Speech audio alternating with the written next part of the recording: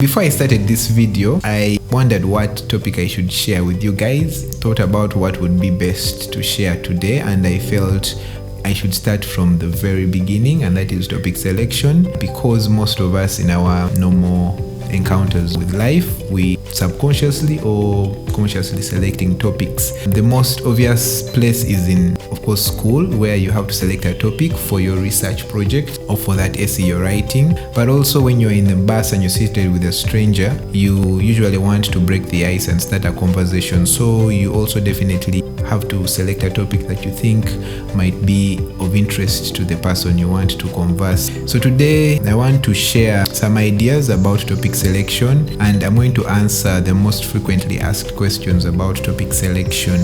My name is Nelson and I'm a consultant at Brainstorming Advisory. Let's get right into the matter.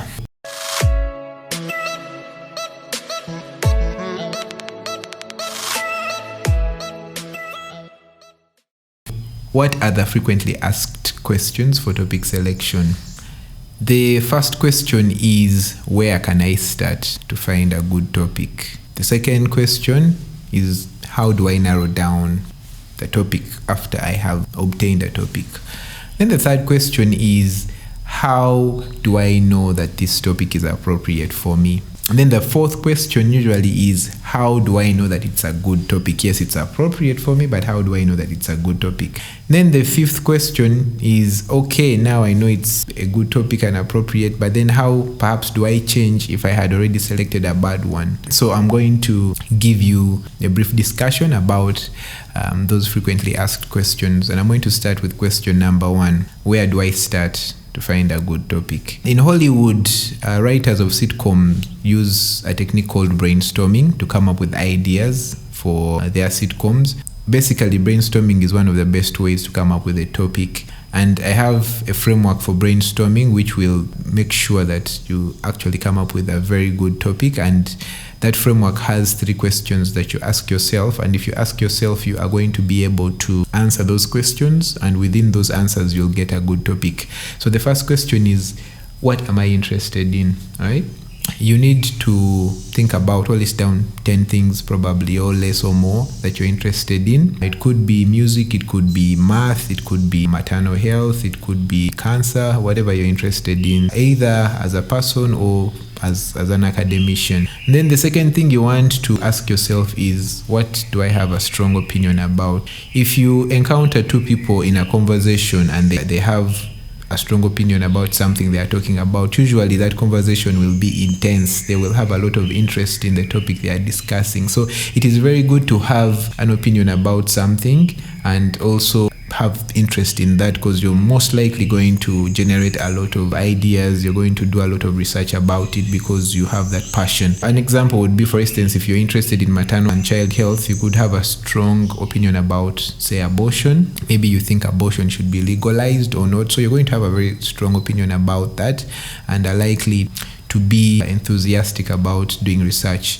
in that area. The third question is, what am I curious about? Okay, curiosity. We know that our forefathers such as Einstein and Isaac Newton used curiosity as their driver for research. They were curious about the phenomena, the happenings of the world, and that's how they came up with some of the theories that they were able to experiment and confirm. So curiosity is a very good way to start. It brings in innovation and also queries the status quo. An example, if you're looking at abortion, perhaps that you have interest in and a strong opinion about, you could ask yourself, okay, if abortion is illegal in this state, what are the young ladies who have unwanted pregnancies doing? Are they going for illegal abortions in unsafe places? Are they keeping the babies up to term and giving them away maybe to child homes or for adoption? What is happening? And if so, what are the consequences? What is happening to their lives after that? How are their mental states? So you're curious about that particular thing you have a strong opinion about and also probably interested in.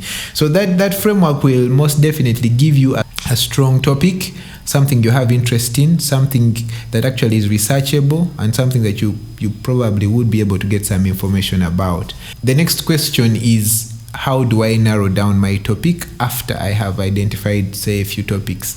Narrowing down a topic really comes to identifying the keywords, okay? So in the example I've given you, a keyword would be, say, abortion. That's a keyword. And then, of course, concepts are a combination of keywords. So legalizing abortion is a concept with the keywords legalize and abortion. Then maternal child health is also a concept with the keywords maternal and child and health. So when you generate those keywords and concepts, you can then go and gather some basic information about them. So this is a quick literature search, which is different from the thorough literature review that you'd probably do during the research process. And that is something we shall talk about in a later video.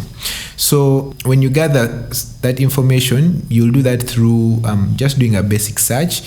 When you combine those keywords using what we call Boolean operators, that is and or, then you generate a concept. And usually if you don't want to use the Boolean operators, you can put quotation marks, okay, around the concept, and they will search the concept. If you don't use these quotation marks, you can use the Boolean operators and or. So once you've obtained a little information, it will help you to identify the problem, identify what has been done about the topic you're trying to study, identify the gaps, give some sort of like magnitude to the problem. So you'll basically be defining what I would call a problem, and that is actually searchable.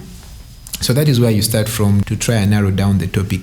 And then you're probably going to want to go deeper into the matter by probably looking for a subcategory. You want to look at they're naturally occurring disciplines, okay? If you're looking at like maternal and child health, there is breastfeeding in there is postnatal, there is antenatal care. So there are those naturally occurring subcategories or sub-themes. There are also disciplines that you may want to, there's neonatology, for instance, okay? There's adolescent specialist. So you may be falling in a particular specialty, and most probably you'll want to narrow down to that. Then you may also want to perhaps narrow down by place, usually geographical location. You could be in Africa and maybe you want to narrow down your topic to maybe Africa, Sub-Saharan Africa, or even Uganda. And then you want to perhaps narrow down as well in terms of time frame. If you're doing a study that is going back in time and you probably say want to look at records, you want to select a period that you may have interest in for one reason or the other, for policy reasons perhaps. Maybe a policy was implemented during that period. You may also want to look at person. When you look at person, you're talking in terms of demographic characteristics like age, like sex. You may want to look at children below 5 years. You may want to look at adolescents. You may want to look at young adults or even the elderly. And you may also want to look at sex, perhaps females, males. You may want to look at ethnicity, okay? So that is, you're trying to narrow down the topic, okay? Give it some bit of detail. Then you probably also want to use literature review to narrow down your topic, because literature review does a lot to tell you what has been researched, what is still pending. So you may want one to either replicate a study which was done in an urban setting, like say the Americas, and you want to do the same study in Uganda because you think you might get a different finding. Or you may want to refute a finding that you feel perhaps the methodology was weak and you want to maybe redo the study in your local setting because you believe you'll get a different finding. Okay, that's one way to narrow down. You may want to follow up on the findings of a researcher who has done a study and has made some recommendations and for further research, and you may be able to take on that recommendation. Those are some of the ways you can narrow down your topic. So we've been able to select a good topic and we've narrowed down the topic. How do we know that this topic is appropriate? One, the topic has to be exciting. Okay, like I've told you about, you have to have interest in the topic. Two, the topic you have got to be prepared to study the topic. In other words, you have got to have some basic knowledge about the topic. And then three, you have got to at least have a bit of experience in the topic, right? Could be your work, okay, could be your academics, okay. Then you want to also do something that is feasible. What do I mean by feasible? I mean you probably have access to, say, the study population. Then you may be able to draw a sample from the population. Some populations, it's hard to draw samples from them. or you may not have enough time to carry out the study. Okay, some studies require lengthy periods of time, or you may not have the resources. So all those things make a study feasible or not. Then also you want to do perhaps a study that you can build upon, okay? That you can build upon, maybe do further studies as well. So yeah, now you know that this study is appropriate for you or not. But then the question is, you think it's a good study, right? But is it really good?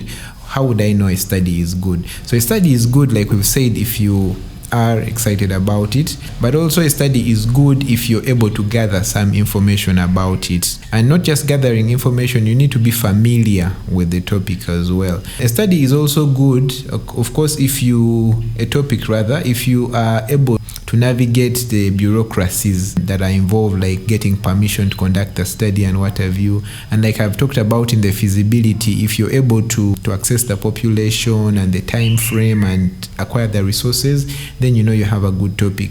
But then also you may have a good topic if you are able to add value to society. So your topic should be able to add value to society.